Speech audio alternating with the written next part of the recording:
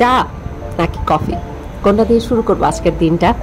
ভেবে নিলাম অনেকদিন ধরে না কড়া লিকারের চা খাওয়া হয় না, তাহলে চা দিয়েই শুরু করি। আর আজকে তোমাদের সাথে আমার চা বানানোর একটা ছোট্ট পর্বই শেয়ার করা যাক।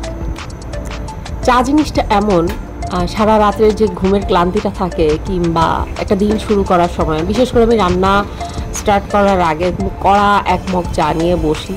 আর দুধ চাটা একটু মানাই আমার জন্য, তো সাধারণত আমি রং চাটাই খাই। হয়তো পারে তোমরা আমার গলার টিউন শুনে বুঝতেই পারছো আমার শরীরটা ওরকমভাবে আবার ভালো না, ঠান্ডা লেগে গেছে। আবার ঘন ঘন কেন জানি ঠান্ডা লাগতেছে, জানি না। অপারেশনের পর আমার খুব বেশি ঠান্ডা লাগতেছে, দেখলাম একটুখানি এদিক থেকে এদিক হলেই ঠান্ডা লাগে। আর এই চা জিনিসটা না এমন একটা ভালোবাসা, বিশ্বাস করো বুঝাতে পারছি কিনা। যারা আমরা চা লাভার আমরা জানি যতই গরম হোক যতই শীত হোক এক কাপ চা চাই। আর এরকম একটা কাপে চা খাওয়ার মজাটা কিন্তু আরও বেশি, অনেক অনেক অনেক বেশি। এই কাপটা আমি কোথা থেকে পেয়েছি কিংবা কোথা থেকে কিনেছি আমি সঠিক বলতে পারবো না।